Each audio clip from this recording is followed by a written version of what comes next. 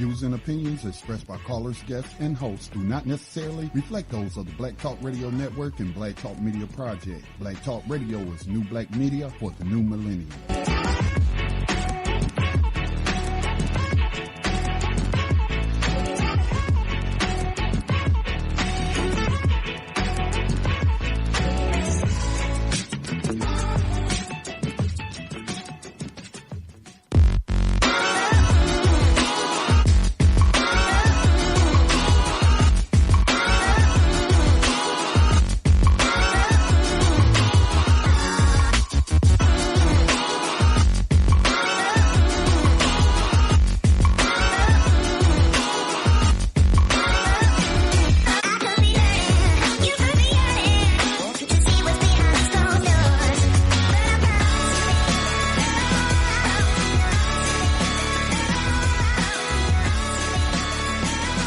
Evening, everyone. Welcome to the first episode of Blacks in Business Radio of the year 2018. How's everybody doing today? I am one of your hosts, SiSi Harry, and I am joined by my co-host, Brother Robert 11X Minor. Robert, are you there? I am here, CC, and yes, I'm excited about our first 2018 BIB broadcast. It is, to say the least, a blessing. It is a blessing that it is. It's kind of starting off a little interesting if we really want to go by the weather. Man, it's just cold everywhere in the United States. Even down in Florida, they're having some really, really bad weather. So we pray for everybody's safety in these times. We know that you should always be prepared. Like Dave says, always prepared, never scared, always prepared. Something like that. I haven't listened in a while, but yeah. We definitely need to make sure. That's a shame. Lord have mercy. We need to make sure that we are prepared for these situations. I mean, people, you need to really stock up on water. I know here in St. Louis, there's been a lot of water main breaks. I'm not used to that. I mean, there's just some things that I'm not used to now being in the Midwest that I didn't really see living in the West. I mean, a lot of water main breaks. People have really, really had to go without. And you would think that the city would do something about that during the summertime, just kind of prepare. I don't know what they need to do to make the water mains not break, but you would think that they would dig these things up and do what they need to do, but a lot of suffering. And as I look out my window, I see a lot of homeless people in the cold. It's been very frigid here. I mean, below zero temperatures. I think we got below, 4, 5, 6, something like that. We got really low, and the homeless people, they always need something. A lot of people look at them and want to say, oh, they're on drugs, oh, they're crazy, oh, they're this or that. I don't care what they are. They're people. It's cold outside. What can you do to lend a hand? I mean, it's cold. It is so cold. It's cold. I just can't even put into words how cold it is. And I'm from Alaska. It's cold. People say that to me all the time. You from Alaska, you shouldn't be that cold. Well, cold is kind of relative to me. If it's 2 degrees or 22 degrees or 2 below, it's all cold. I mean, and there's people actually outside. They don't have anywhere to go. They are under a blanket or a tent, or some of them are just walking around to try to stay warm. I mean, it's just really, really, really sad to me. While we are so worried about getting some money and doing all these things, it's time to really reflect.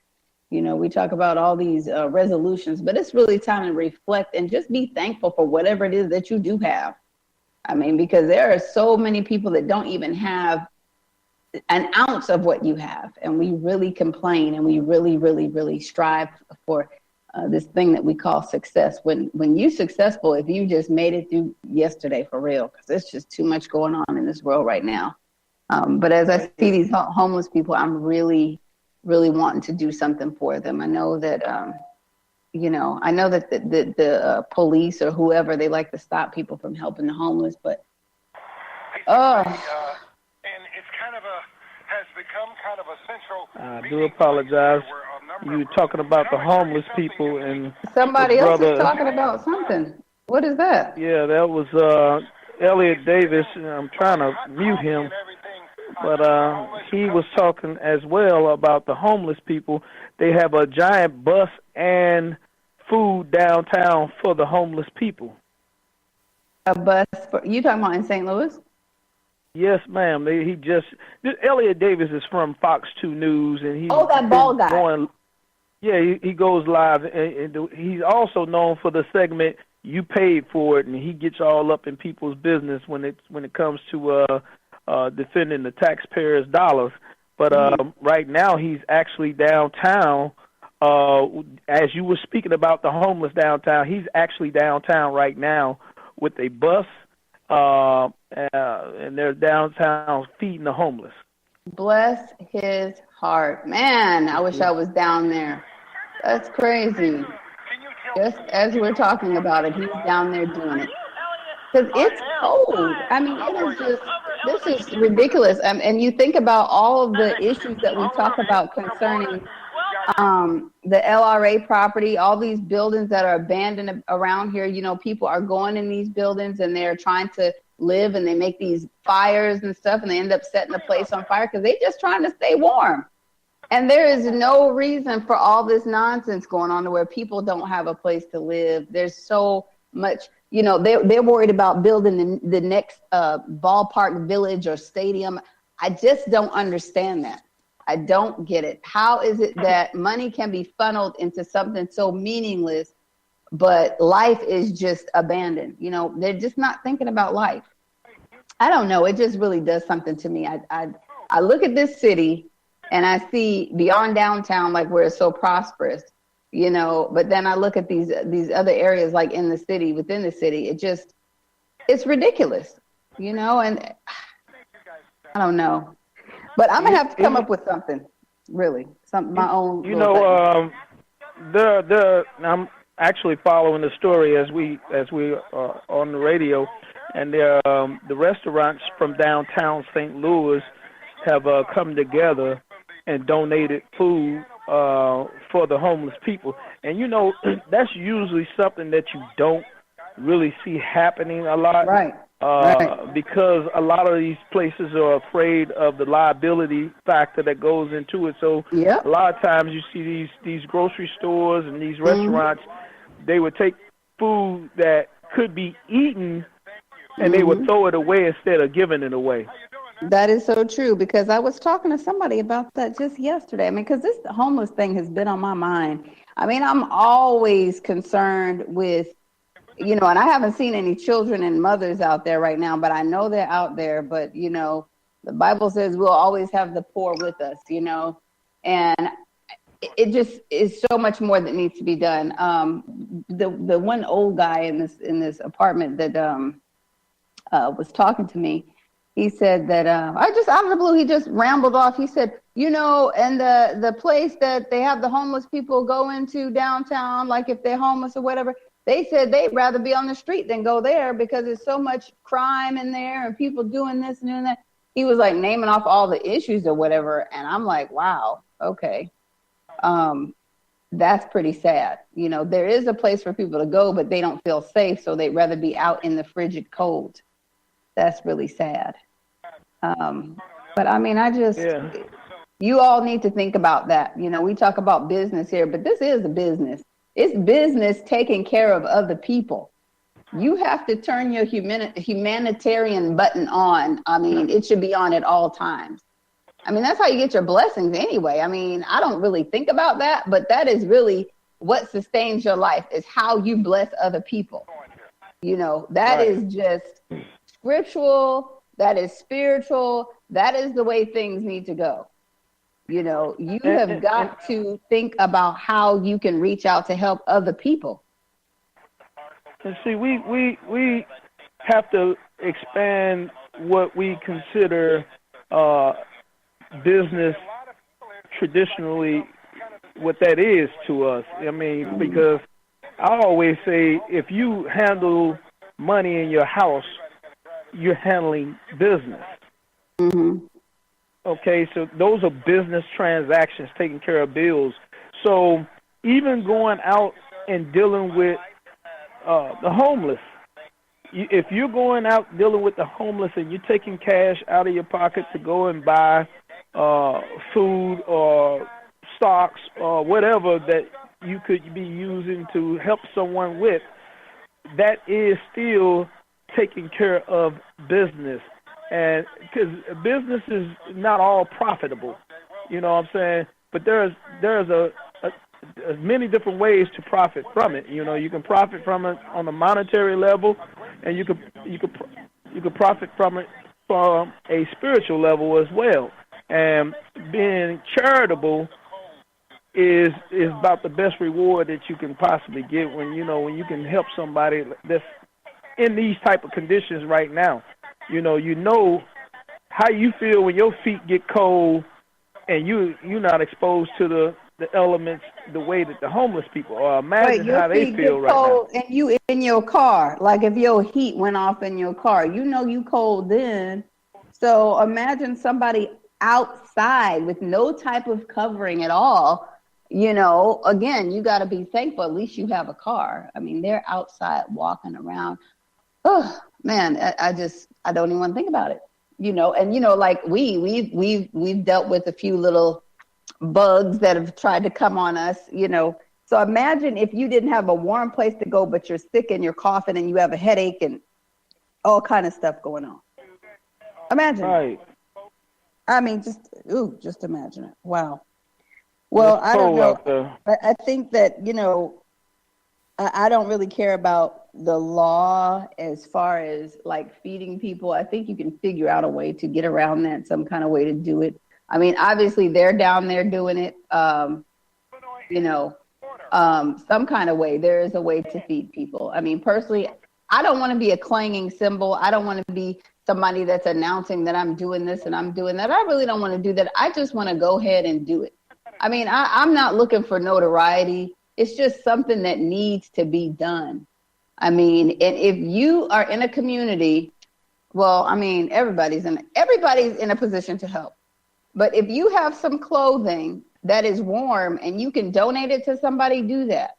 Just go ahead and do that. If you have some extra blankets or whatever, go ahead and do that. If you got some extra bread and mayonnaise and cheese or whatever, I mean, that's really not good food, but it's, it'll get them through.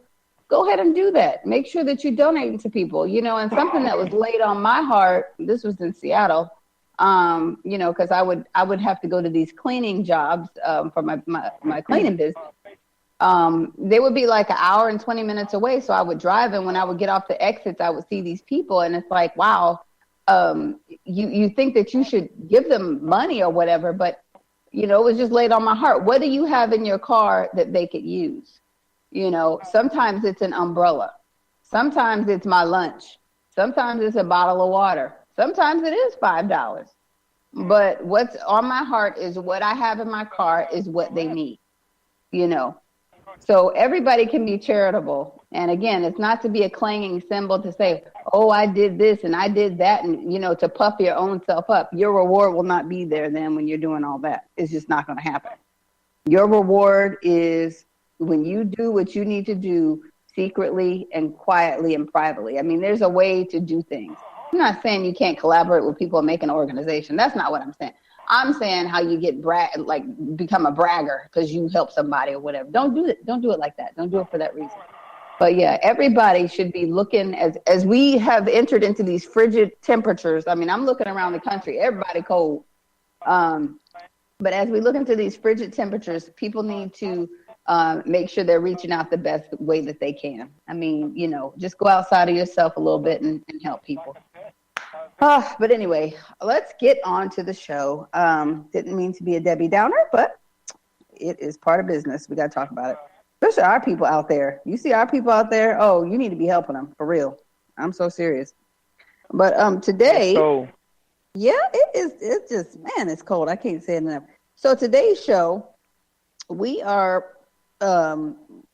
be in the presence of Mr. Stefan West. I actually got a chance to speak with him. I think he came on our show when we were dealing with the alderman election That's where I met him, and he decided he wanted to come on the show. So I was like, oh, cool.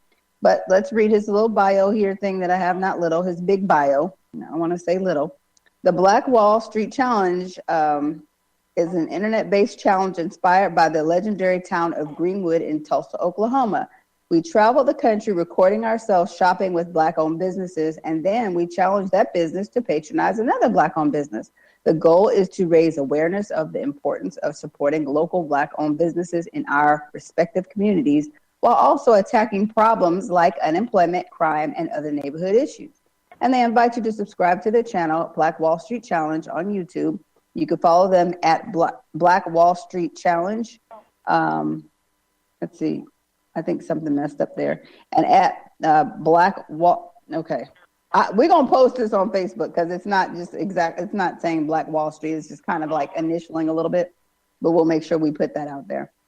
But definitely join us now as we speak to Mr. Stefan West. I believe we have him here. And let me see here. And he says he will be calling from a 314 number. I know he's calling from a 314 number because he's from St. Louis, but so is everybody else. So let me look. Let's see. Oh, my goodness. Okay, muted. Robert, you're there. This must be eeny, meeny, miny, mo. Who do we have on the line with us? How you doing? Stefan West. How you doing? Oh, I picked the right one. Oh, good. How are you doing? I'm great. How are you? Oh, we are both great. Happy to have you on. We are excited that you have taken the steps in recognizing Black business. So why don't you go ahead and tell us some more about yourself and the business? Well, I mean, basically, it started as a hobby that it was a hobby, and I don't know, we just continue to do it. And we just want people to understand the importance of, shopping with Black businesses and the benefit. Like you said, I heard you talking earlier, you were talking about, during my bio, saying that we met during a previous campaign that was working. And that was the goal then, and it's still the goal, is just to, let people understand the importance of shopping Black and keeping their money in the neighborhood, which helps with the taxes. And you keep their tax dollars there, you create jobs in that area because, I mean, when you think about it, I mean, you're more likely to get a job by a person that looks like you. I mean, it's just real. I mean, it's just, you're more likely to hire a person in a lot of situations. And if you can keep all that in the neighborhood, that helps the schools. I mean, you got to look around a lot of the neighborhoods. We got a lot of schools shut down in the city, because the money is leaving.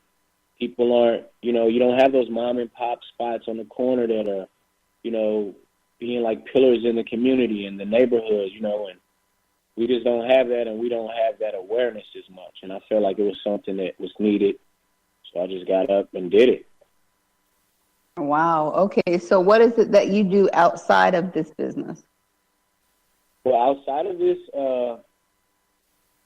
I do a lot. I've worked different campaigns. I've worked different ballot initiatives. I worked really hard on that Prop B, which was the body camera issue, and even the Prop A a while back for combining the election, city and the county. I mean, I've done a lot of issues in the city because I live in the city. I lived in the city most of my life. Do you live in Baden? Where do you live? Well, I live downtown currently. I've lived downtown probably around 10 years now, close to 10 years or so. But prior to that, I'm actually from, I grew up in Walnut Park and in Country Club Hills. So between those two areas. Okay. So in growing up in those areas, have you seen both growth in Black businesses and decline? I have seen some growth. It just depends on the store, but a lot of times, like for instance, even with what we've done around the city of St. Louis, I've noticed that we've done businesses we've been doing this for 2 years, and like actually recording these places and, keeping record of, and going back and visiting them. And some of the places we've visited aren't even around anymore, because you'll get a black business in the neighborhood or in an area, we'll support it for a second, but we don't do our best. We don't, I feel like the neighborhood at the same time has to do better, and each of us as a person has to do better in actually physically, like consciously deciding where we spend our dollar, because in the effect of our dollar. So I feel like I feel like in St. Louis there are a lot of businesses, but I feel like they go out, you get new ones, it kind of balances out, I guess. I don't know. Robert, what do you think about what he's talking about, the businesses closing because there's no support? What do you think about that? Yeah, I was gonna question, when you go in, what type of barometer do you have, knowledge-wise, that when you see these businesses, that you can gauge whether they're operating from a knowledge point advantage or not? Because if, like myself, 2015, I went into some of the roughest areas in North St. Louis County, as well as East St. Louis. And what I discovered was, in those really rough areas, black entrepreneurs didn't show up as much. But what I did see was a lot of Arabs, especially, and I'm going to say, in the convenience store sector. And I saw so many Arab stores in our communities and in the worst part of our communities. So a lot of the times we choose not to do business in the worst part of the community because we have become afraid of one another. And this allows room for, Arabs or, any other group of people to come right in and set up shop and extract the gold, the prize out of the community, which is the money. They extract that right out of the community and do nothing for the community. Now, but... Well, let me ask you, Robert, let me ask you real quick. Don't you think that fear is substantiated, though? When you deal with all of the crime that we have to deal with in our communities, don't you think that people have a right to be fearful? I wouldn't say they have a right to necessarily abandon everything, but don't they have a right to be fearful of the surroundings? Well, I mean, I don't know if it's a matter of a right to be afraid. I mean, I think it's definitely more a lack of knowledge of self. I think that has more to do with anything than anything else. There's a lack of knowledge of self. And I say that. What do you mean by that? What do you mean by that? Well, when you don't know who you are in terms of your position with the creator of this whole universe and heaven and earth, when you don't know your position, your kindred to the creator and the attributes of him, then you fear for your life. When you go into a business only going into it to extract the money out of the community and not put nothing back, then maybe you may want to be a little concerned with it, because there's no real love for the people in that. It's only love for the dollar. Now, as black people, I'm speaking about, because we're different. We see each other differently. Okay, and we'll go to the Arabs and we'll give the Arabs a smile. We're paying an extra 15, 20 cents on something. But when we come to each other with a frown, just trying to pay, just breaking even. You know what I'm saying?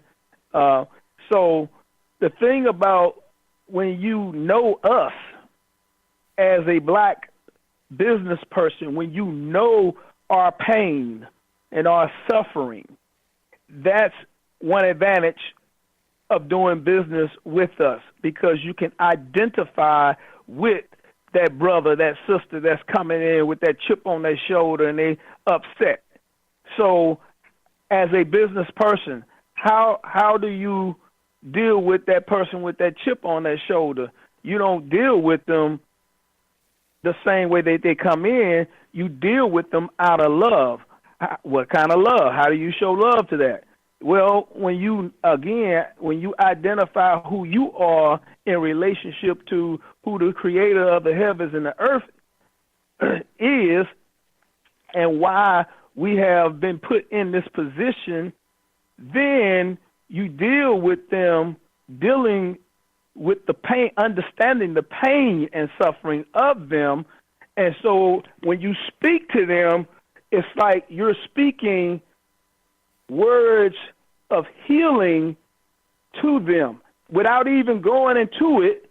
It's just the mannerism of how you deal with them that identify something's different about how this particular brother or sister is dealing with me. They're patient with me. They're not upset. They're not giving me that mean mug back. I'm giving them the mean mug, but they're not giving me the mean mug back. He's steady saying, yes, sir. She's steady saying, yes, ma'am, yes, sir, to me. And even as I'm being ignorant, I'm walking out the door and they say, have a great day, my brother or sister. So, well, what if I hear what you're saying, but what if I'm not trying to deal with, I'm not trying to be a psychologist or psychiatrist, open my business and I want to support my people. But if I'm worried about vandalism in the neighborhood, because I see it happening all the time, I'm worried about people not supporting me because I see it happen all the time. I mean, I'm just really not sure how to move forward. Now, I'm not talking about me because I'm in it every day, but I'm just talking about people who, you know, like we listen to the Advice Show. That guy has a show on YouTube, it's the Advice Show. And he says it all the time. Yeah, of course we up and leave out the neighborhood. I don't recommend, I mean, I'm very much so paraphrasing, so if the Advice Show guy is listening, but he says that, you know, of course I'm going to leave the neighborhood. Why do I want to sit around with a bunch of, what do you call them, hood rat hyenas and, you know, all these names that he uses when he's describing what he would consider like the derelict people, you know. He says, of course I'm not going to be in the neighborhood. I mean, we have many people like that, you know, are not interested in doing business because they are, you know, fearing the worst of what we see. But see, the thing with that is, see, it's those same people that he's talking about. That language that he used is not a language of love. It's not a language of love. Definitely not. That's so that language. See, when he go into the hood, he probably got his defenses up, and he don't understand. He may understand it, but he's not really knowing how to speak into the problem with a solution type language. And that language doesn't necessarily have to be verbal. That language can be very much physical, you know, along with verbal. But and I'm speaking this because I'm a bearer of witness of what I'm saying. I've been in the black community over 24 years in retail. 2001, I gave up my guns. Now, why did I do that? Now, for most who despise the Honorable Elijah Muhammad, for most who have something ill to say about Minister Farrakhan, they've never been through the teachings of the Most Honorable Elijah Muhammad, so they really don't know how to do what I'm saying do. In that classroom that they have in the Nation of Islam, they teach you and I, man and woman, how to do just what I'm just saying, how to identify with your own pain and suffering from the transatlantic slave trade on up to current time. Now, everybody that's black has suffered from that. Now, when you learn to identify with that within yourself, when you know yourself first, now you are more equipped to go out into the hood and deal with Lil Pookie, because you was once Lil Pookie. But now you have been taught about why you moved a certain way. You were conditioned and trained to think a certain way and move a certain way. So once you learned the conditioning and training that made you into a nigga, you got a new way of thinking, a new lesson, a new understanding on how not to be a nigga. And now you can go into the hood and speak right into the pain and suffering of Lil Pookie and whoever else. You see, but if you don't have the training to be able to look at man, see, this is the unique thing about these teachings, and I talk about this to people. When you don't see your brother as a God. When I look at the next black man and I see God, I don't see a nigger. I don't see a devil, a beast. I see the potential of God in the next man. So that makes it a little harder for me to want to just shoot you and kill you.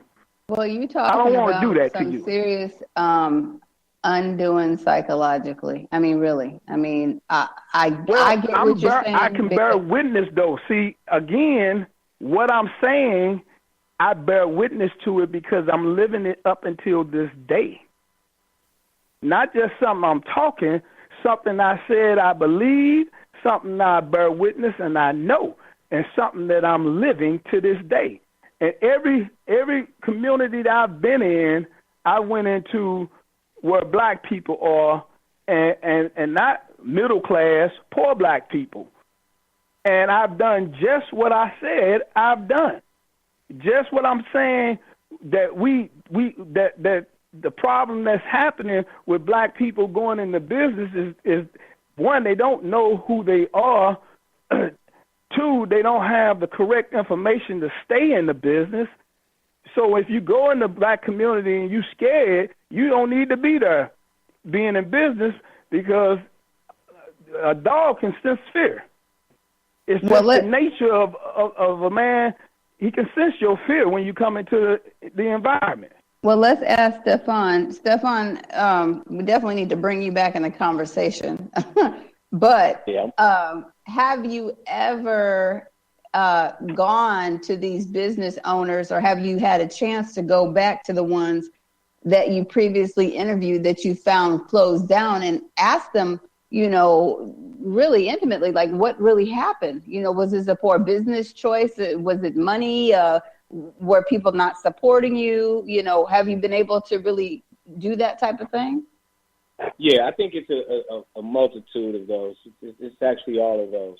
But I do want to touch up on what you were saying about going into these places and then like different neighborhoods and stuff like that. So I have done a lot of community work in every ward in the city with a team of people for the last couple of years. And like he said, if you're scared to go over there, you shouldn't be over there. But I feel like we got to give ourselves a little bit more credit too these days, because there are a lot of small little businesses that are around and people that are trying in those communities that are from those communities that don't want to get money and move to the counter. They want to stay right in their neighborhood. And there are a ton of those people in St. Louis, and I feel like we got to give those people credit because just canvassing and talking to people door to door, I mean, even that, like I would run into guys and I would see a group of guys walking up the street, everybody got hoodies on, and sit there and talk about a ballot initiative that they knew more about than I knew. Wow. So we got to start really, really opening up to each other, and it all starts with communication. One thing I do is I ambush businesses. A lot of these businesses, I get a lead on them, and I just come up and, show up with a camera and, and I just say, this is what we want to do.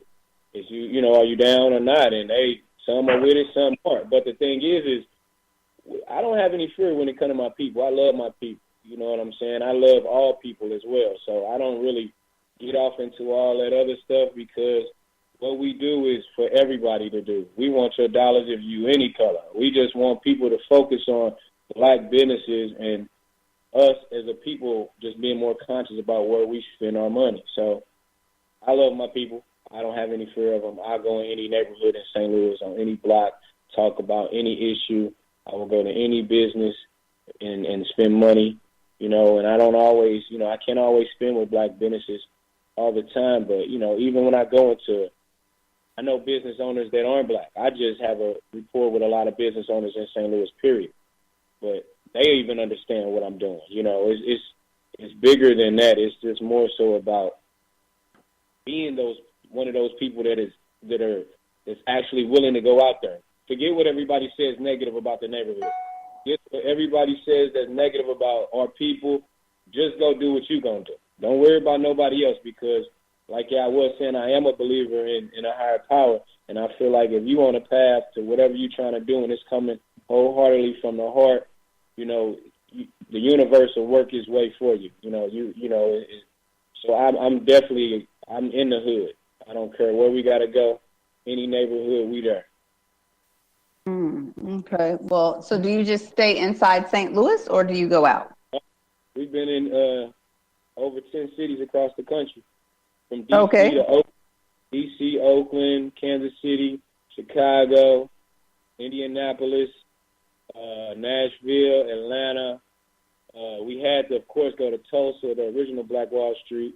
We got to shop on Greenwood and Archer. We got to shop on the last remaining Black businesses in that area. We were just out in D.C. a couple months ago. We went to the African American History Museum out there, the Smithsonian. We didn't get to we did get to shoot a couple of businesses out there as well, and we got to even get some footage on the inside of the they rolled out the red carpet for us. We met one of the curators out while we were filming at another Black business, and he was loving what we were doing, and he just, it's a wait to get in that place. He just, like, straight let us get in and film and everything, gave us the grand tour of the place. We only had, like, a couple hours before our flight back to St. Louis, so we just, like, did what we could do. But, I mean, we've been all over. Our YouTube channel has all of every city we've been in. So we've got about over 80 videos up, and they're from, like, all different areas. We've even shot a lot in St. Louis. We shot Alton, Fairview Heights, Chicago. I mean, all kind of places. We're supposed to go to Little Rock in a couple of weeks and a couple other cities after that. We're going to start our tour back up. So we're going to be back out. We're trying to get 10 more cities this year. Okay, so are you looking to, or do you profit in any way from this? Well, no, I don't, actually. I fund everything. Not financially, but I do profit. Spiritually, mentally, emotionally. It's the love. I get it. Coming up in the time I came up in out in St. Louis, I mean, and being, beating the odds. I'm 39 years old. I just turned 39 on Black Friday this year. We did a big thing on that. I'm going to drop that video this weekend. But that's what I was saying. The universe makes no mistake. My born day was actually on Black Friday after I've been doing this a couple of years, and that was a big thing. And no, so I don't profit in any way. I fund everything, and somehow it works. Right. That's just how we do it. I mean, when it's a passion of yours, you find a way, and a way finds you. That's what I truly believe. That's wonderful. So, What are your next big plans? Because I see that you, in your picture, you're with Dr. Boyce Watkins. Are you looking to collaborate with, like We Buy Black or any of these other places that have done things like yourself? I'm looking to collaborate with anybody that's doing what we're doing. Anybody. I mean, that's just what it is. I'm open to collaborate with anybody. I that picture with Dr. Boyce Watkins was a picture that was taken at Economic Empowerment a couple years ago when we first started. We were we shot a BlackWallSt Challenge at the Lux, and that's what we did. We patronized this Economic Empowerment event, and we got to meet Dr. Boyce Watkins, David Banner, and then a couple other people, that were in the building. Brother Roosevelt Mitchell III, he wrote a good book about the black curriculum in schools, and and he actually wrote a couple of good books about the school system and stuff like that for the youth. So we got to, we were networking. Like then, it was just like something told me to go there. I was already doing it, and then that came up, and it was like, we have to be there. And I knew the owner to the Lux at the time, and I mean, all that stuff kind of worked out, and I got to meet, all those other people. So. Wow. Go ahead. And then I am happy to say he actually follows me. So he follows our movement, and he likes things from now and then, let me know he's watching. So thank you. Big up Dr. Boyce. Right. Well, I'm looking at Roosevelt Mitchell III, and it looks like St. Louis Public Radio had him on This American Life. It says St. Louis teacher and author Roosevelt Mitchell III wants to make disability cool. Well, I would love to have him on the show because, I mean, that's my thing is education, young children. And, if we start educating our children early, I mean, the right education, then we have a fighting chance to build strong families because, there's just been such a depletion in our families. I mean, there are some strong families out there, but yeah. So, I mean, that would be really good to get him on. I want to get him on here for you because I actually just saw that brother. I see him all the time. I just saw him last week, a couple of days ago. So I see him all the time. We follow each other as well. It would be no problem. I'll just email you his information or his, vice versa, however we got to do that. I'd love to get him on here. Well, definitely. Yeah. And we most definitely have to have you come down to interview Brother Robert. I mean, he's been interviewed a couple times, at the Grand Slam Marketplace at 2505 Chambers Road, where he specializes in the 5-gallon buckets of laundry detergent and general merchandise. So we, definitely have to have you come down. Make sure you join him on Facebook. Okay, yeah. I think I've heard of him as well. Yeah. Right there on the flea market right there. Yep. The Grand Slam Marketplace. Mm-hmm. I want to ask the brother to share with the audience again. I don't know if I missed it or not. What is the BlackWallSt Challenge? Okay, so basically what we do is we find a business, we go inside the business, we spend money with the business, and then we challenge that business to go spend money with another black business. So that's the whole gist of the challenge. And they're supposed to tag us in it and that kind of stuff, but that's how it works. It's basically an internet challenge we designed for us to keep challenging other businesses to spend with other black businesses. Well, I think that we should really promote this. Like, it should be on radio. We would love to put the BlackWallSt Challenge on radio. We'd love to do a commercial. And how about if we did like a monthly drawing? Like if they can prove that they spend with a black business or prove that they spent with a black business, we have a monthly drawing on air. We should create a whole commercial, for that. And we should also include online businesses because there are a lot of black people doing business online, not just brick and mortar. We need to reach out to those people too. I agree. I'm actually trying to attend school, and I'm thinking of learning how to do that. and stuff, so I could provide another service for the business. Help them. Okay. What are you going to school for? Well, I'm trying to get into like a coding school. Oh, okay. A coding and web development school. What I want to do is I want to go to these businesses and also be able to help them, some of these smaller businesses with that kind of online stuff and website stuff and, things of that nature. Because some of the businesses don't have, they don't have a Instagram or Snapchat or Facebook page. So, a lot of them don't even have web pages. We go into a lot of businesses where we spend cash and they just don't have that stuff. So. Right, absolutely. Well, I'll tell you, you could start from now. You could go to school for it. It's good, of course, to sharpen your skills. But like you said, there's a lot of people that do not have that going on, and they could use your help right now just setting up a Facebook page. I've seen people. Oh, I went into this beautiful business the other day. I didn't even know it was there. It was beautiful. Don't ask me what it was called. I don't even know where I was, but I'll have to get the information so you can go over there. But it was a boutique, and it was some older ladies. And, they're really struggling to be in the now. If this business was like in the 60s, they'd be cool, because people would know where they are and this and that. But I didn't know where this business was, and I love clothes, so that's a problem. But I went in there, and they're older ladies, beautiful, beautiful clothing. Let's see, what would we call it? Like older women wear leisure wear, cruise wear, and then formal, and like I said, church clothing. They have a beautiful setup, beautiful building. And my first question is always, who's handling your social media? Well, there's a lot of answers from I don't do social media, and then somebody else is doing it and they don't know what's going on. It's just like a bunch of answers. So they don't have anybody handling that.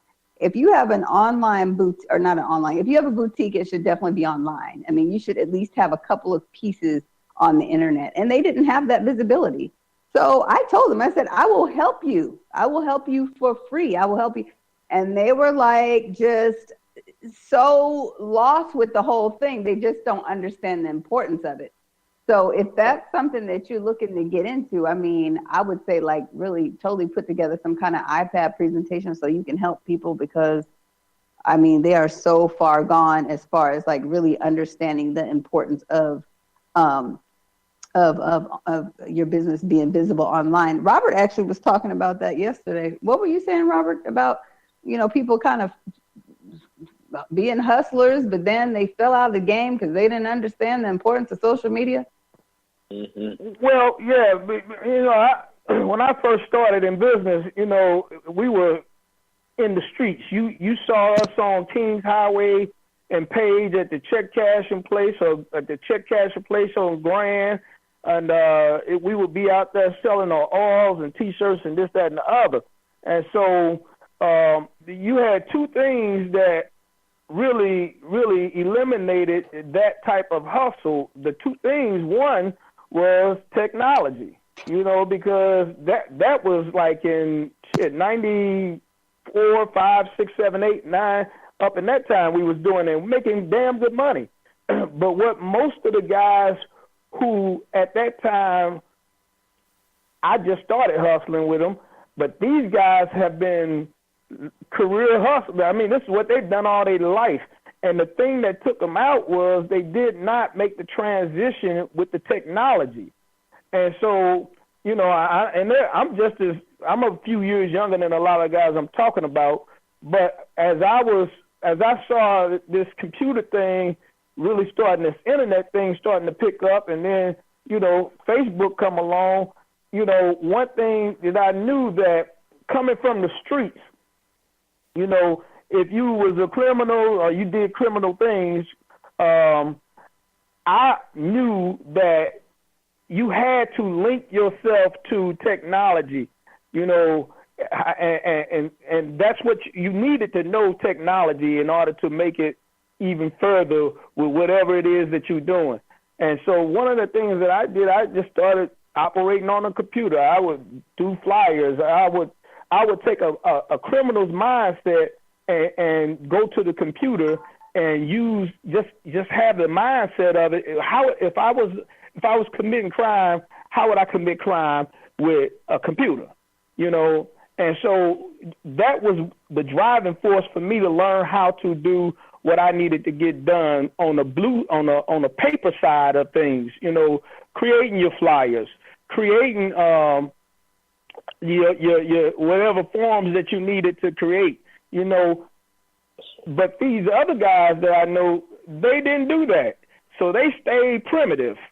Yeah, they stayed making money, but as time grew, it kept knocking them a little bit further and further out of the game. It's just like the CDs, what the CDs did to the cassette tape.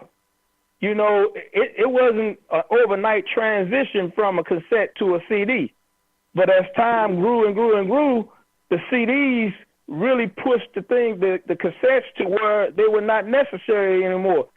And then digital started doing the same thing with the CD. Now the CD still exists, but not like it used to, because now people are digitally downloading stuff to the iPod. So you have to remain current with this technology, you know, as it pertains to doing business, because if you don't, you're going to be doing primitive style business, and it's going to make you irrelevant. You're not going to reach people the way you need to reach people. The old-fashioned way of doing things is just what it is. It's the old-fashioned way, and it's not always what's going to make you succeed. It's definitely not. You're not going to win doing it the old-fashioned way in this technology world. So, I mean, yeah, that's what we were talking about yesterday. We just had this conversation. Yeah, a lot of times people just don't.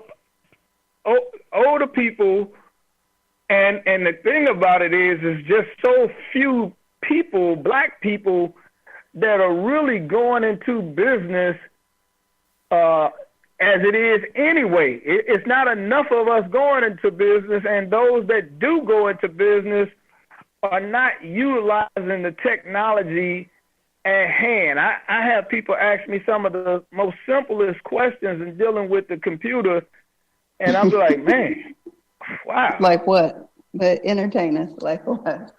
Man, I mean, it's like, okay, for instance, I got a call just the other day from a guy, and he was like questioning me about my location. Can you tell me how to get there? I said, no, sir. I will send you the information in a text, and you can use Google. And he was like, what? No, actually, he was like, oh, yeah, that's right. I sure could. And so for him not to even think of that, I mean, you tell me, if I asked you, what's your address? I don't need you to explain to me how to get there. Just give me your address, because Google gonna get me there. Well, you're right. Because actually, I had somebody say that to me the other day. They told me that I could follow them to the address, and I said, I don't need to follow you to the address. Just text the address to me. He was like, oh yeah, I guess I could do that. And I'm like, yeah, why would I need to follow you to the address? That's like such a dinosaur way of doing things.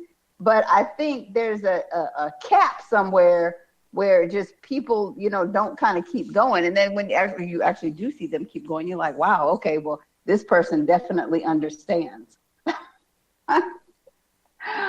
Oh, yeah. And I fear the day that I'm like that, because I always say, wow, I remember, looking at older people stuck in a certain music era, it's like, how can they not like this music now or whatever? But I'm in that area right now. It's like, okay, the 90s was everything. This music today is nothing, So it's kind of the same thing. People just kind of get stuck somewhere unless they have somebody gently leading them on into the next phase of information, But if they have this mentality, because I always talk about you should know your learning style, kinesthetic, tactile, audio, auditory, visual, whatever. How is it that you learn? But if you have been told that you were dumb, stupid, what did Les Brown say? What is that word he uses? Something retarded. Ineducable. Ineducable. I never heard of that until he said it.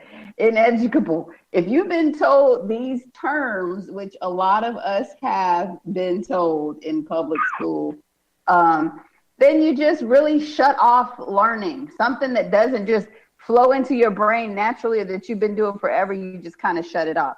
So when speaking about technology and older people and getting them out of this old way of doing things, you just have to be really gentle in teaching them, because I'm teaching an 88-year-old person how to, do some things on the phone, and it's amazing. She totally can learn. So, you just have to be patient with the people.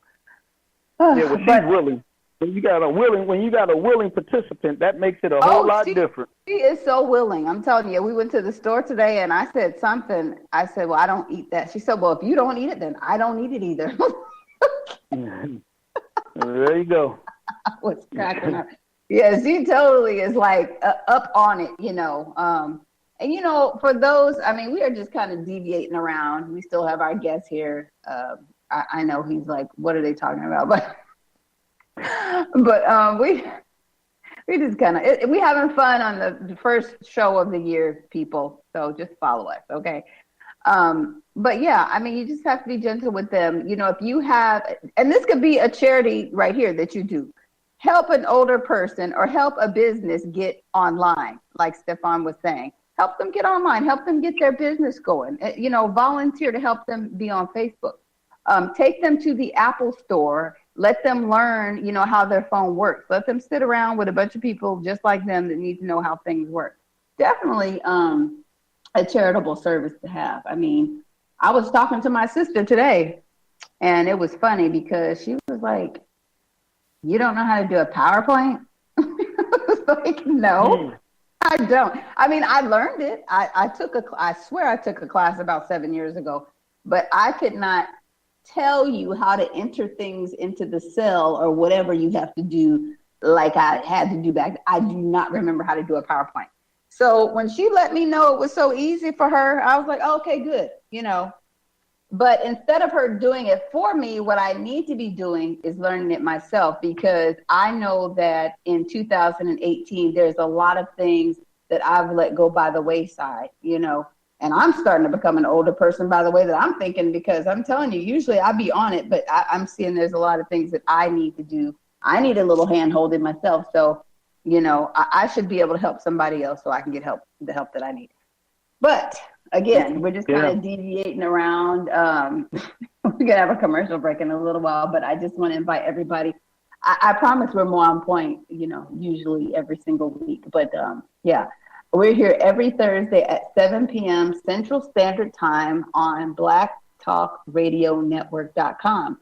And BlackTalkRadio.com has a lot of different radio programming dealing with our people, and I think you would be quite interested if you just turn it on there and just listen. That's what I used to do before I was a part of this network. I used to just turn it on there and just listen, and I'd hear Scotty ranting and raving about something, and then I'd hear something else going on, and then I'd hear the program repeat, and pretty soon I felt like I was part of the network before I was part of the network. So I kind of spoke that thing into existence, really. And if you have the desire to be on radio, Black Talk Radio Network can definitely offer you a space, okay? So if you'd like to get more information about that, go to blacktalkmediaproject.org and look up the information, okay? But we will be back after these messages, and we'll talk to our guest again. We'll let him, talk. I don't know what we're doing, but we'll talk again in a minute.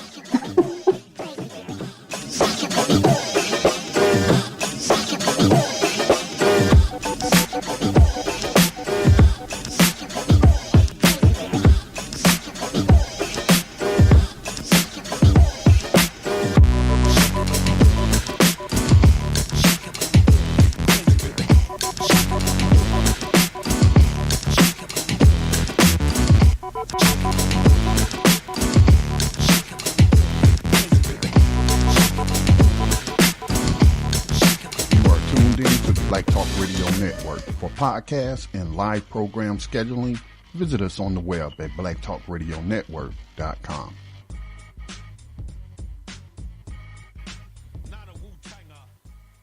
All right, everybody. We're back on the second hour of the first show of 2018. I am one of your hosts, SiSi Harry. I'm joined by Brother Robert 11X, and we are joined today by Stefan West. And we are going to talk to him more because, you know, this show is just kind of a freestyle show, and it's okay. It's all right. We can do that sometimes. If you would like to join us by talking to us about what it is that we're talking about, feel free to do so. You can call us at 1-866-510-9025. And we have another number, 704-802-5056. You just press **, and we will let you write in to talk to us or our guests. If you have the desire to have your business be interviewed by Blacks in Business Radio, we are happy to do so. Just reach out to us. Our email address is weareblacks with an S in business @gmail.com. We are blacksinbusiness@gmail.com. If you would like to listen to our archive shows, we have been on the air for 2 years now. Woohoo! If you would like to listen to our archive shows, go to Black Talk Radio Network and look up BIB Radio. That's B as in boy, I, B as in boy, radio. Look us up and just listen to some of our other shows, our old shows, the archived ones. You know, get out your pad and paper because we offer lots of information on helping you, the Black person in business or the Black person that would like to be in business. We have lots of information there for you, and we are here to help you. We offer consultation also.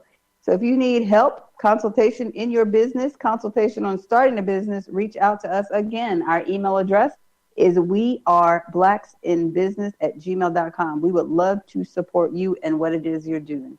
If you're local to the St. Louis area, feel free to come visit us at 2505 Chambers Road, the Grand Slam Marketplace.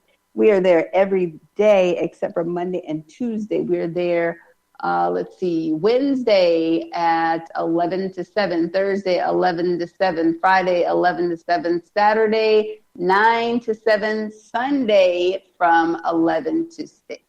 So you can reach out to us in all those different ways. Come visit us. Come buy from us. Shop Black. Buy Black. That's what we're talking about today. So let's bring on Mr. West again. Because he's just sitting back probably wondering, like, what in the world? What kind of show did I enter in? I don't know if you have to go or not. I mean, you can stay with us if you want to. We're at the top of the hour. We got 1 hour left. We definitely want to make sure that you get to talk about everything that your business is doing. Yeah, I definitely want to hang out with you. I'm pretty open. But well, that's good. Let's do it. Mm-hmm. Well, I got something, brother, that I don't know if you've been to the marketplace at Grand Slam Marketplace, but when you talk about a place where you wanna go and find Black businesses, and this place here has over 140 Black vendors in the building. Okay. Now, a lot of people, you know, don't want to come to the flea market because of the word flea market or whatever. They think that this is going to be low quality merchandise and this, that, and other.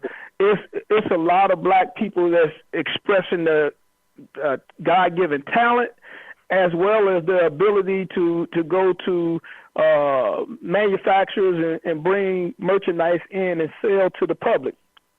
So there's a lot of entrepreneurs down there that need support. Where else can you go in St. Louis and find in one spot over 140 Black entrepreneurs? It's not going to happen.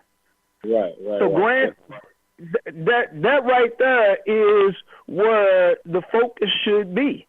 I mean, if we're talking about doing anything with Black businesses, that's a great start right there.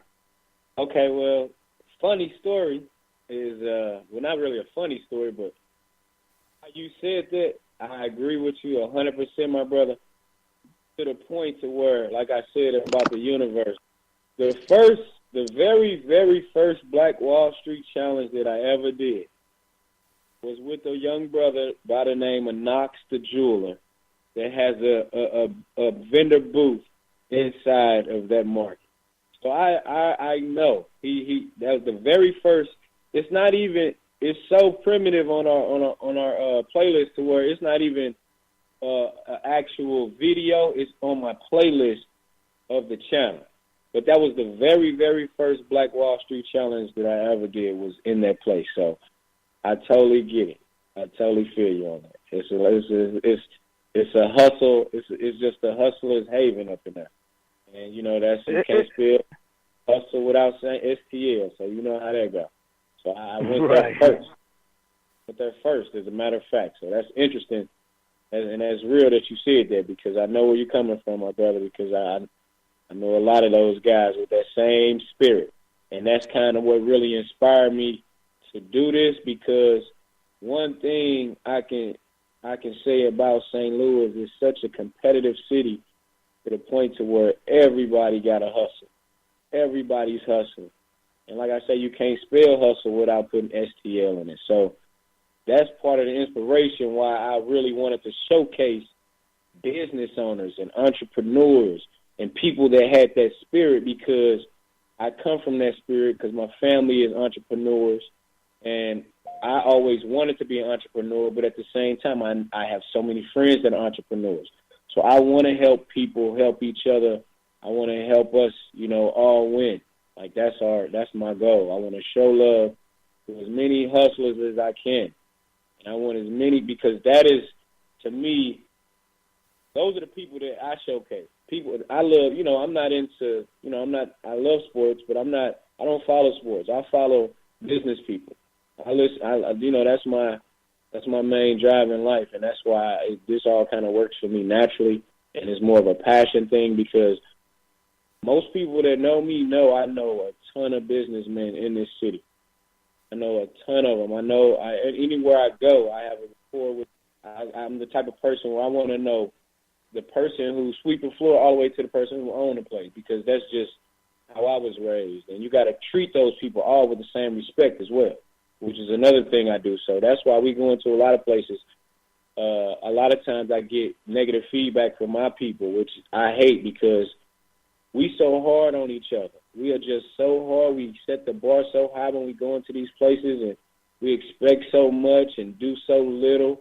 And then we, you know, and I just love showing love. Like I don't have that kind of mentality. I go in there and I want you to win. So that's why we do this. I go, a lot of the places that we've done are places that I just love. I love the food, or I love the vibe, or I love, you know, the whole business model of it. So that's how it started with me. Like I love hustlers. I just love it. It's in me.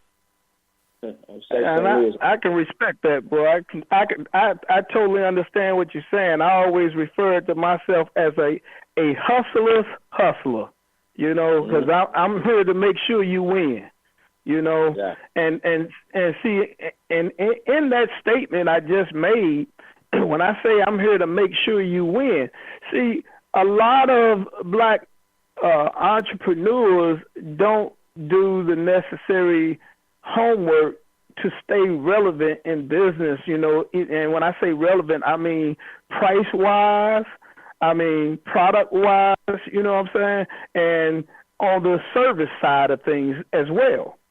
Now, when you go into these different businesses, see, white folk, when you go into a professional Macy's, for instance, now, for the most part, those type of establishments should be giving you the best quality service possible. When you go into a Bellagio or a Wynn Resorts, you expect the best service that you ever gonna get in your life. Now, I expect that from black people. I expect the same thing from black people. I expect for a business to want to represent themselves in that manner because I represent myself in that manner. I want to give you the best shopping experience that you ever had coming from a black person. That's my goal in business. Not that I'm going to kiss your ass or anything like that. But it is my goal to make sure when you walk through my door that you are impressed. I want to look at your face and your face is going to tell me, wow, I didn't think this was going to be like this. Man, everything's nice and neat and it's clean and it's orderly and the people that's in here working they're very cordial to you. That's what I expect from black businesses, brother. And I'm going to add this in. The problem that we have as business owners, I don't have a problem, but as business owners, what I see is you tend to treat everybody the same. You can't treat everybody the same. Like people say, I treat all my children the same. I love them the same. You cannot treat all the customers the same. You have to gauge that customer when they come through your door. Right. What is it that they need from you? What type of conversation do they need from you? Do they need to laugh? Do they need to hurry up? Do they need guidance? Are they crazy? What is it that they need from you? You have to be able to figure that out as soon as they walk through your door. And that's my goal. That seems like that can be a hard task at times. And that's another reason why I want to showcase you business owners, because it is hard to stay in business. And it's hard to compete with those places like Macy's and those other places where you expect that top-notch service that you would ever get in your life. So that's why another reason why I do what I do, because I see people, if I come into your establishment, I'm also a good customer as well. So I don't expect the best service, but when I get the best service, like, you're going to know, because I'm going to frequent your place.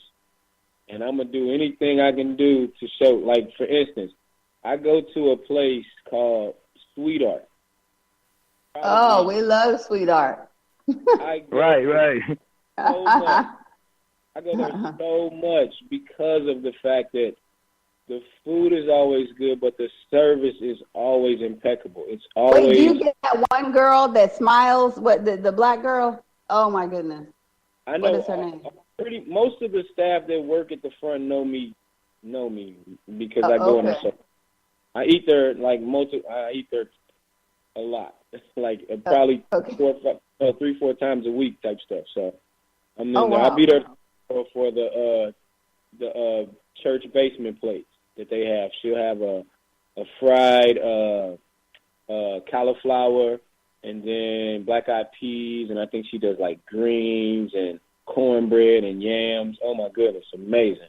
And it's all vegan. We don't know about that. We only have breakfast there. We don't know about nothing else but breakfast. Right. No, look. So every Friday she does this special from like 4 to 8, but you got to get there sometimes early because the food is sell out. But we actually have something set up with them. We're gonna shoot. We got a big thing we're gonna do with them. A little surprise. We're gonna put it out there later. But we're gonna do something with them. We got a project coming up soon with them, so it'll be interesting. That's what's up.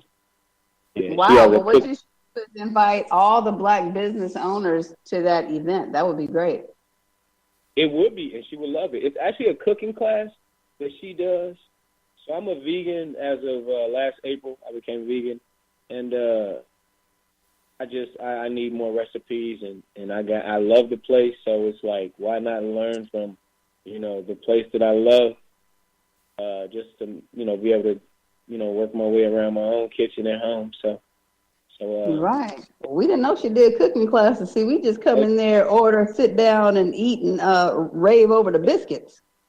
So that's what we're going to do. We're going to shoot a BlackWallSt where I'm going to pay to take the class, and we're going to film some lucky people that want to participate, and we're going to just, help that word get out there, because that's something I feel like should boom. We have a lot of people that are becoming vegan these days and are trying to eat healthy and learn different ways of, eating a lot of the foods that they, feel like they can't have, but, in a substitute form, so vegetable form.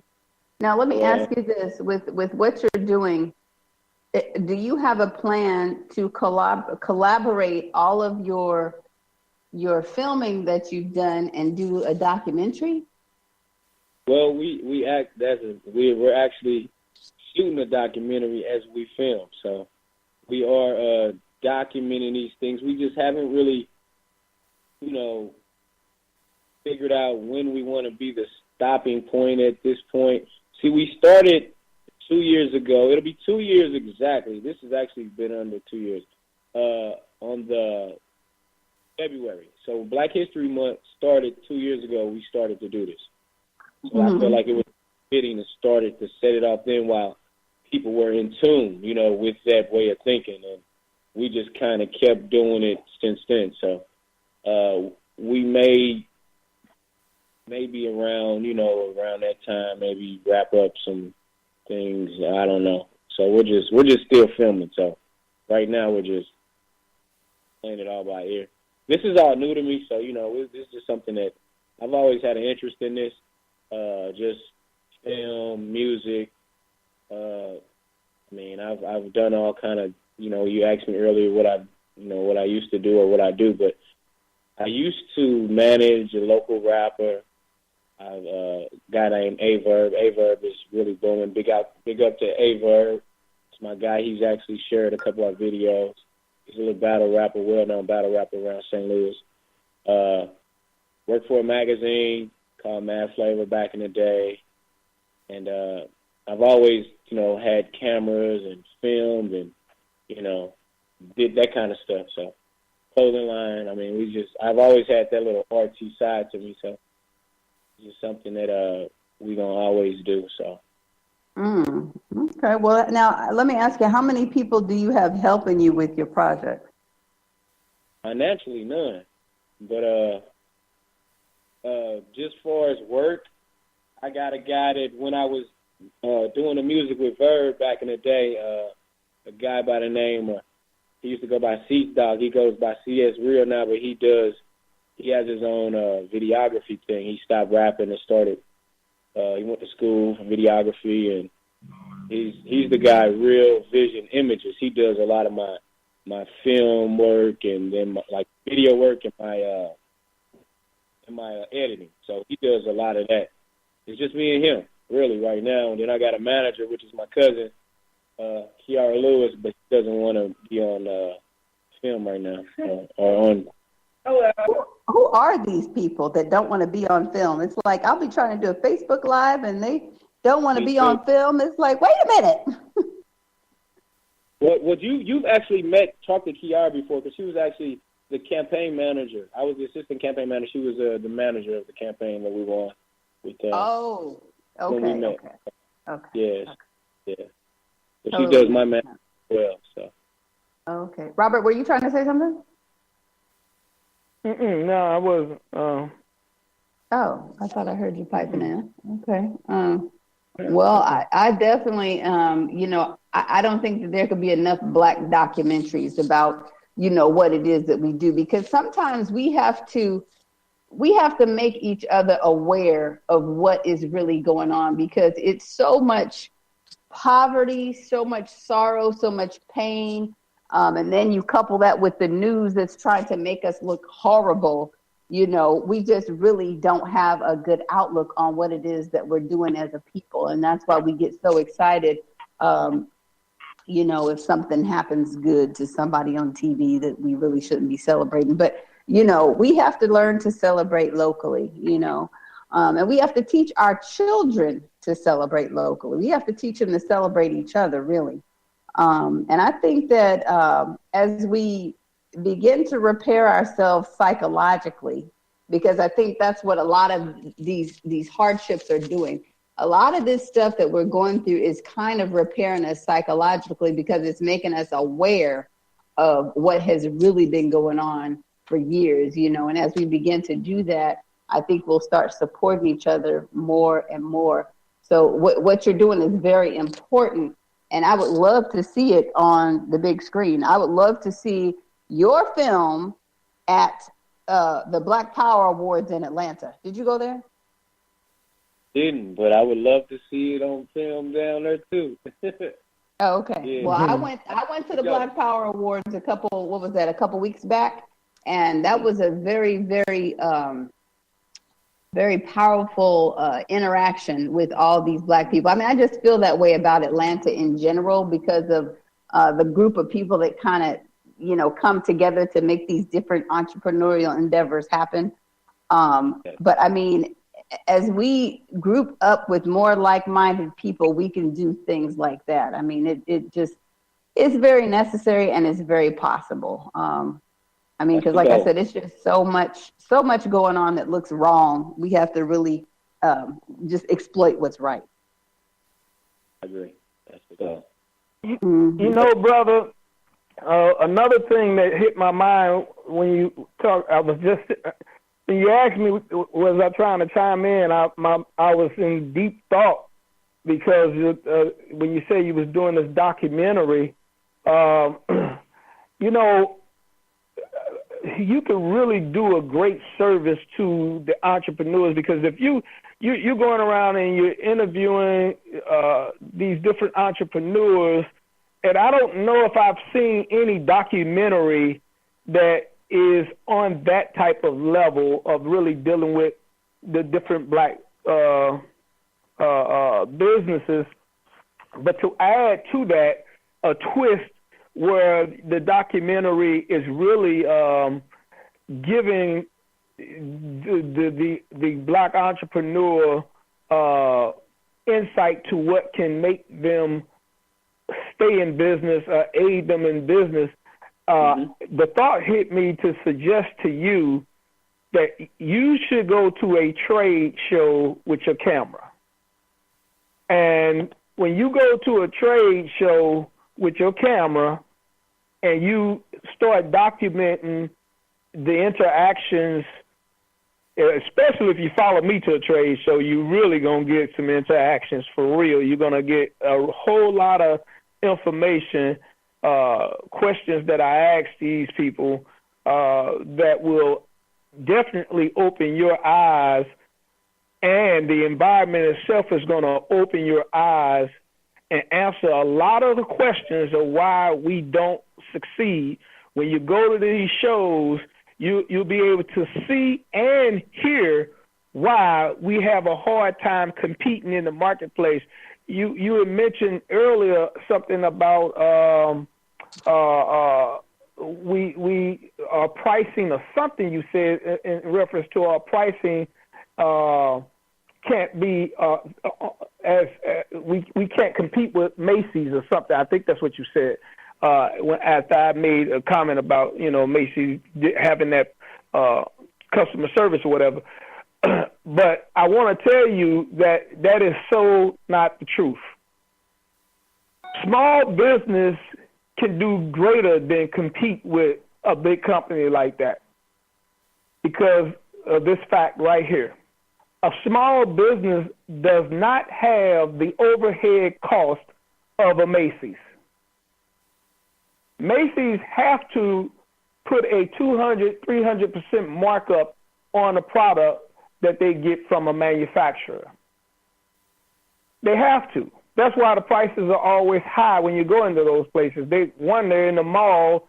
And now, a lot of those stores are those big draw stores like that. I recently found out that sometimes don't even have to pay rent because they are the main draw of the people. So the mall owners, which malls are now finna be extinct though, but at that time, mall owners would allow them to be there and they don't have to pay the rent space, but they still have the overhead of the electric and the gas and the insurance and the payroll, this, that, and the other. Small business does not have that expense. The challenge of small business is to get people through the door. Now, how do you get people through your door? my partner used to always say it like this: sell it at a 30% markup and watch the people tear the door down. Now, that's a discipline that you have to have and an understanding that you must come into as a small business owner. A person will say, well, why should I only want to make 30 cents on a dollar? The understanding of that, the lack of understanding of that clearly says that a person does not understand finances. In America, there's nowhere that you can put a dollar and make 30 cents on it. There's no financial institution that you can do that with. So when you're dealing in businesses, you're mainly dealing in percentages, interest. What type of interest can the money make? That's what business. That's what really drives business in America. But we come from the streets. We keep on going. We keep on using the street analogy. I'm gonna put a dollar, make a dollar on a dollar. Well, that's not going to always appeal to the customer, because if your prices is just the same as the Arab or whoever else, then why would they come to you? But if you understand the mathematics that's behind what drives business, then that 30% on a dollar, I mean, and that's not like it's compounded yearly. That's like compounded daily or weekly or monthly. 30 cents constantly coming in on a dollar is good money. But we don't get that. We don't really get that. So my point again is this here. When you know to go to the manufacturer in the streets, when we were in the streets selling drugs or whatever, it's just like that story, the movie American Gangster. That whole ideal of going directly to the manufacturer to get the drugs is still the ideal when you come out of that lifestyle and you go into business. The whole that mathematical equation does not change, none at all. It just the product change. You take that same mathematical equation and put it over here, where now I'm going straight to the manufacturer of these bed sheets, the manufacturer of these TVs, or these whatever it is, these clothes that you like. Now, what does that do? As a business owner, that assures you the best pricing possible. If I go to a wholesaler and buy my scrub caps, I may pay $1 a scrub cap from the wholesaler. But if I go to the manufacturer and buy my scrub caps, I should be around 55 to 65 cents a scrub cap. That puts me in a position as a business owner to where I can even wholesale to people as well as retail. So now I'm selling that same dollar cap for $2 in the marketplace, which is a very fair return on it. But now I got it now for 65 cent tops. So that 35 cent may not sound like a lot of money. But if I sell 1,000, 2,000, 10,000 hats, that 35 cent becomes a lot of money. You see, so by us not understanding or not knowing the correct information that we need to know, it forces us out of business. It forces us out of business because we can't compete guessing in business. You have to have the correct information. And trade shows dealing direct with the manufacturer is a sure win for any small business. It puts you there. Walmart can't. You can compete with Walmart. I can compete with Walmart. Matter of fact, every time we get a product in, the people that work with me, they know, get your phone out, Google this product at Walmart, at Amazon, whatever their price is, price it 50 cents to $1 below their price. That's how we operate at Bucket's grocery store. So it's a matter of knowing and not knowing is what kills black business. Another thing is dealing with real estate. If you don't own the real estate, one, or you're not located in a good location, if you're paying rent, you better have a great location. But if you're paying rent and you don't have a good location, not owning it and not having a good location is going to be another factor that's going to kill you, especially if you're not buying your product right on top of that. Those things right there is a recipe for disaster. And these are things that with your video, that the documentary that you're doing, if you included that in there, and if we work together, I could definitely be a help to you to really gather this information. But that would be a great tool to put out on the market. I mean, literally, brother, put that thing out there on the market like that. Everybody that look at that video is going to learn. They're going to learn just from that video how to survive in business. And then you, especially if you got any kind of street sense or you come from a street background, you automatically know that just because you started this way don't mean you're going to end up that way. So you have to be able to, okay, I started out as a cap company and I wanted to do caps, but it looked like to me my T-shirts over here are moving greater than my caps. These caps are just not doing nothing, and I done sold and put sales on them. So you have to be able to shift gears in business to stay in business. You better know how to do that as well. So I just thought that I would share it with you, brother, because the documentary ideal is a great ideal, and it was. I'm over here like, wow, the thoughts are coming to my mind. I'm like, man, that would be a great ideal, to expose to the people that's going to view the video how to stay in business, because there's a trade show for every industry, every business that you interview, whatever industry there is. I'm pretty sure I done researched the trade show for it already. I don't care what it is. So, we got to take one more break. This is Blacks in Business Radio. Join us back in just a second.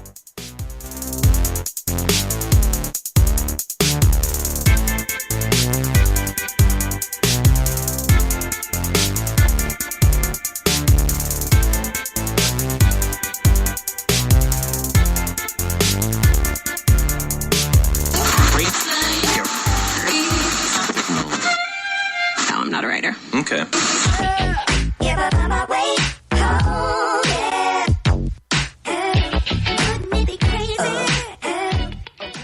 Black Talk Radio since 2008, providing new black media for the masses.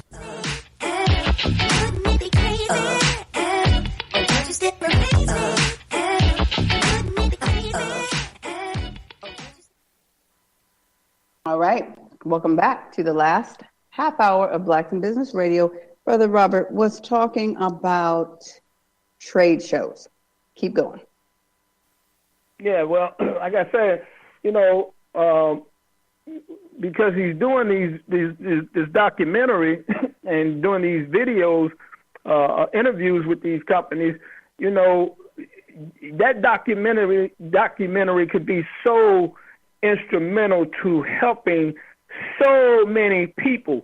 And see, we have to be more solution oriented than anything else with our information today, And let me say something real quick. Hold on, let me say something real quick. Now, with the documentary, yes, it would be very, very good information.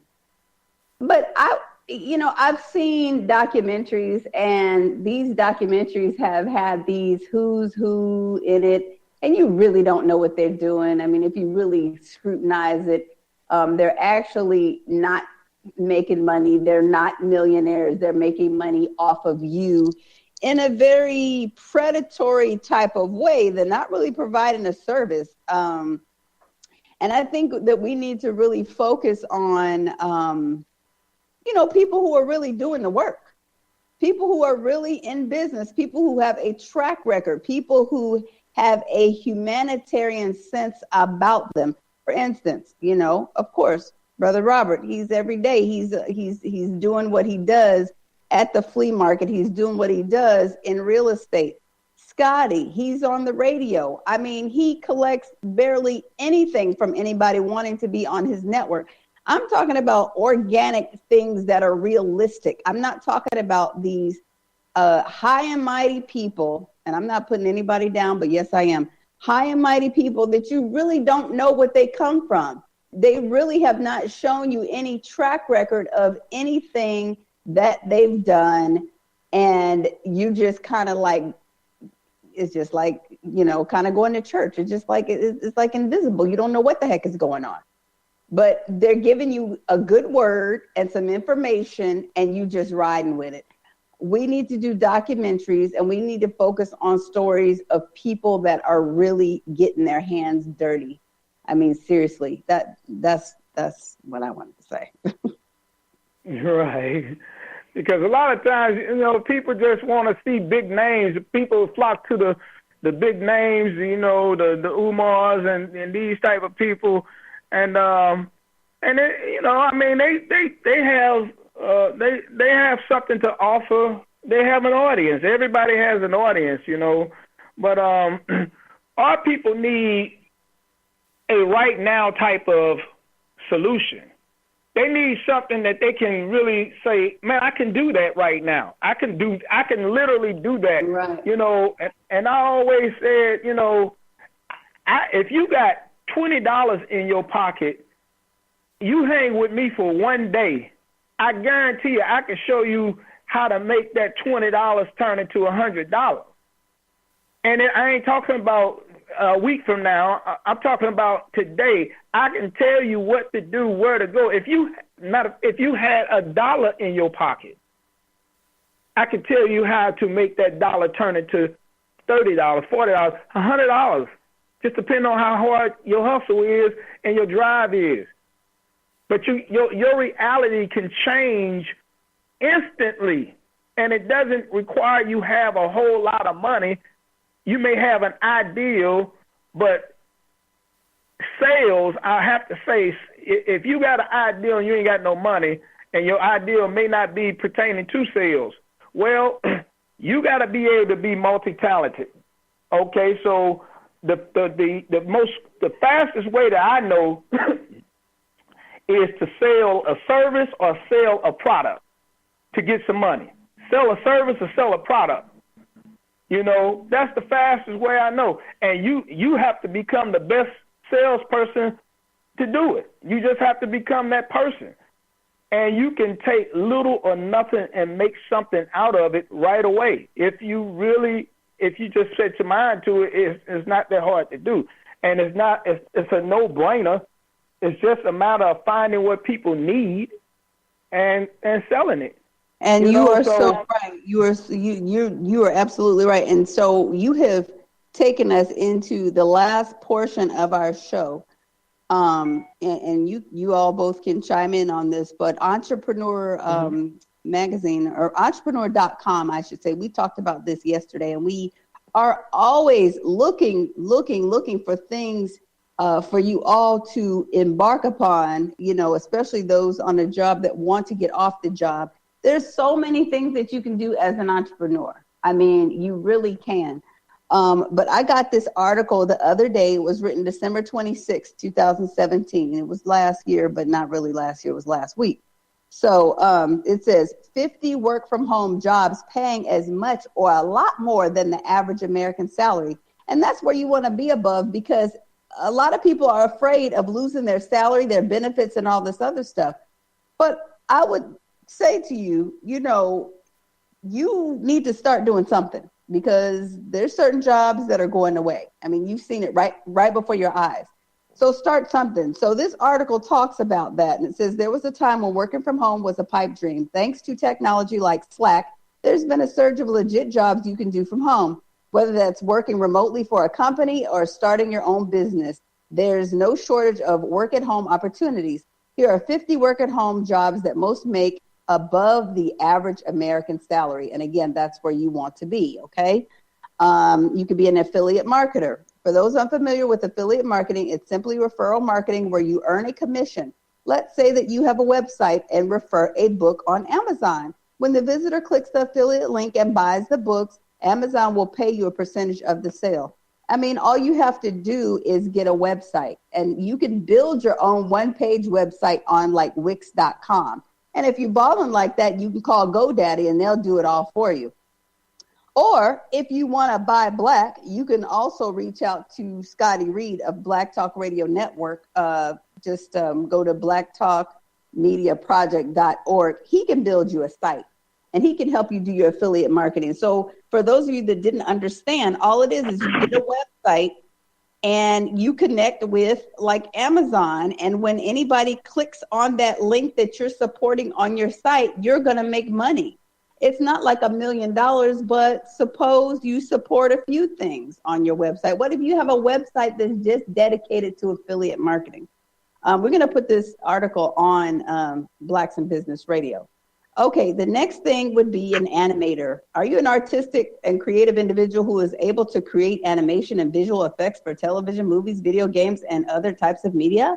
Then you can work at home as a freelance animator. I've seen animators make between $25 to $106 an hour on sites like Upwork. Number 3, you could be a baker, caterer, or chef.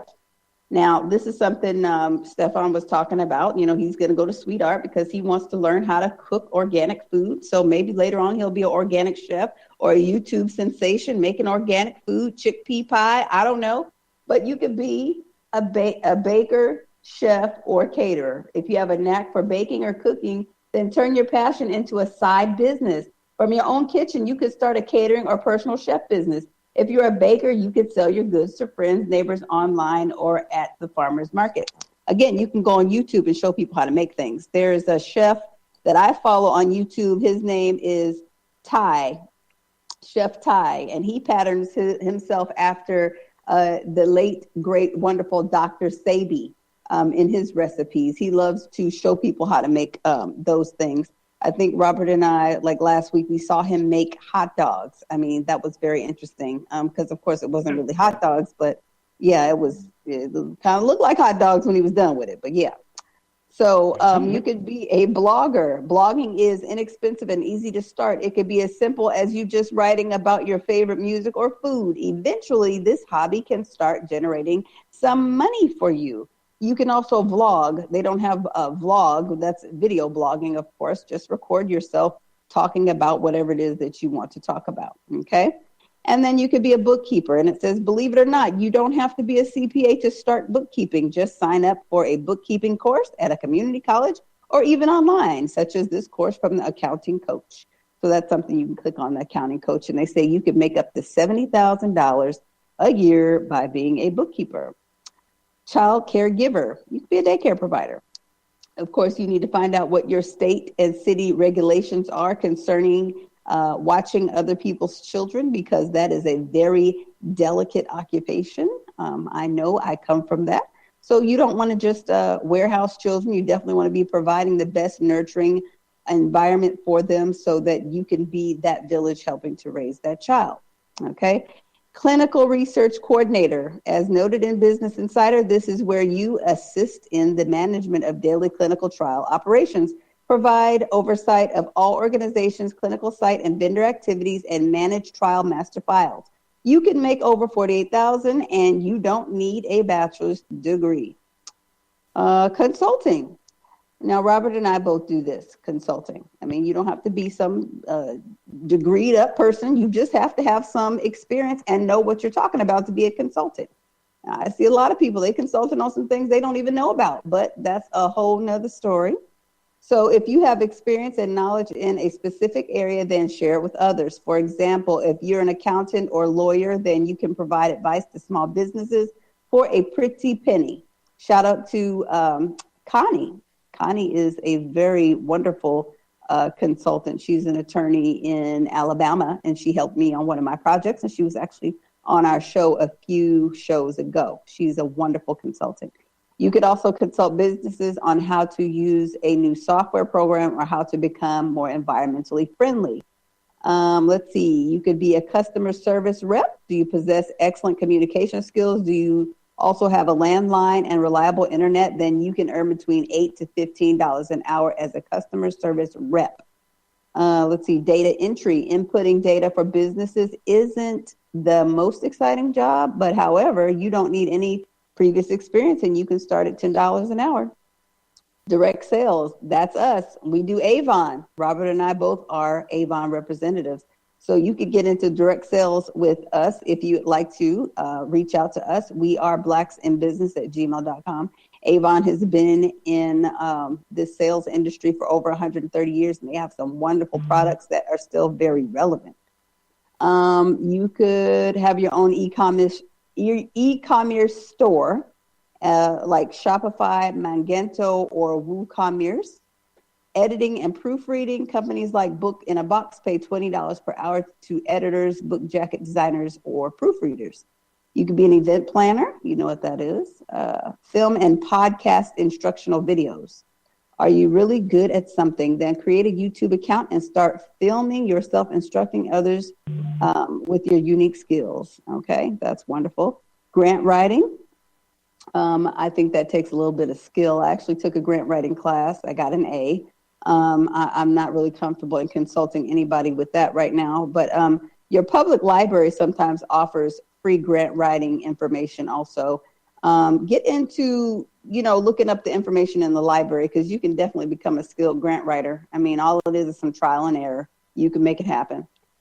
Graphic designer, you know what that is. Handmade crafter, it's making things with your hands, of course. Instructor, that kind of goes back with the YouTube stuff they were talking about.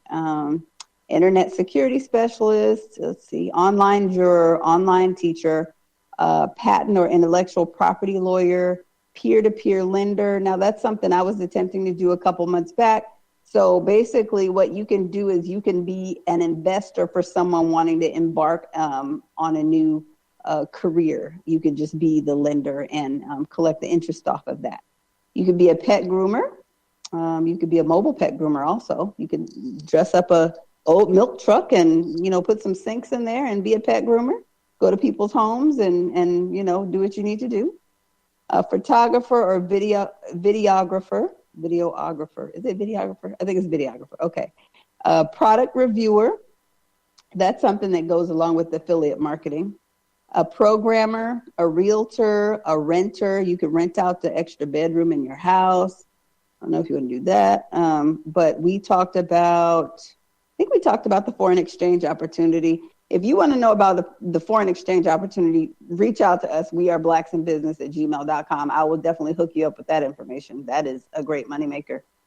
You can be a repairer if you like to fix things around the house, if you like tools, if you like Robert. Robert loves tools. He loves them. He lives for tools. He dreams about them. So, he is just the fixer of all things. We call him Bob the Builder. So if you like to repair things like Robert, you could definitely become a repairer. For somebody like me, I have a box that's been sitting in here for 3 weeks now. And that's because I don't fix things. That's just not me. I will call somebody in a heartbeat and pay them to fix my stuff. So there are people like me out there that need people like you out there that like to fix things, okay? Short tasks. Let's see. It's kind of like a personalist. No, it's like taking surveys or watching videos for a company, just like a review thing. Social media manager. We know that that's just like helping people with their social media. They don't have time to do it. You can be a stylist, help people with their clothing, be a survey taker, tax preparer, become an expert. Become an expert on what? I don't know what that means. Telephone nurse, a transcriber, a translator, a travel agent, a virtual assistant. That's what I do. Virtual public relation rep, virtual recruiter, virtual tutor. Oh my gosh, there's so many, you guys. It goes on and on down to number 50. So what we're going to do is make sure that we post this on Blacks in Business Radio so that you can definitely look into some of these things, because even in 2018, we know that there's people looking to do something new. Me personally, I'm looking to do something old that I should have been doing a long time ago. So for those of you out there that are looking for something to get started with, reach out to us, join us on Facebook, come see us live, consult with us. We are definitely looking forward to talking with you. But as we are coming to a close in this show, let's see, Stefan, have you got contact information if people want to reach out to you because they would like for you to come to their business? How would they reach out to you? They can reach me on our Facebook page, which is a public group, and anyone can actually post to that page. It's called the BlackWallSt Challenge. Or they could get with me on our Instagram page, which is BlackWallStChallenge on Instagram. So one of those two outlets would be the best. Okay, well, you all make sure you join with him, follow him, see what he's doing, because as time goes on, I have a feeling he will be making some great connections and you will see him blow up. I mean, I'm hoping he makes this business documentary and, of course, we could be in the business documentary, but, just a Black business documentary where he goes around the country, maybe even around the world, talking to different Black businesses and organically talking about what it is that they do. Kind of like when you watch The Prophet on TV, you see him digging at people's business. I hope we can see him do that too. Brother Robert, what last words do you have for the people? Keep supporting Black business. Suggest to your pastors and the church that they announce, to the congregation that they need to support Black business. Definitely come down to 2505 Chambers Road, Grand Slam Indoor Marketplace, and support us, BIB, Blacks in Business. Keep it positive, y'all. It's 2018. Let's put our money where our mouth is, and let's make this thing a better reality for Black people financially. Let's be more financially responsible this year. Absolutely. I agree. We definitely need to be more financially responsible, and we want to definitely take the challenge, even online. If you see a Black business online, reach out, support them, buy your shea butter, cocoa butter, your oils, your whatever it is that you're talking about. We got lots of Black people online whipping it up, your natural hair care products, your clothing, your shoes. Support their YouTube channels, shop Black. Stefan was saying, you can't buy everything Black, but the things that you can buy Black, you definitely should be trying to do that. This doesn't need to be some kind of rhetoric or whatever. This is a way of life. This is what we need to be doing. And there's a lot of people doing it. And you should be one of them. Support your people. Support blacktalkmediaproject.org. and support BTR Network. It definitely goes beyond Facebook because it deals with us and our issues, and we will not be censored. You will not be put in Facebook jail or BTR jail. Make sure you support blacktalkradionetwork.org. Okay, we'll be here next week, same time, 7:00 p.m. Central Standard Time. This has been Blacks in Business Radio, the first show of the year. Thank you for listening. Reach out to us soon. Have a good night. Thank you for having me. Thank you. Thank you for being on, brother.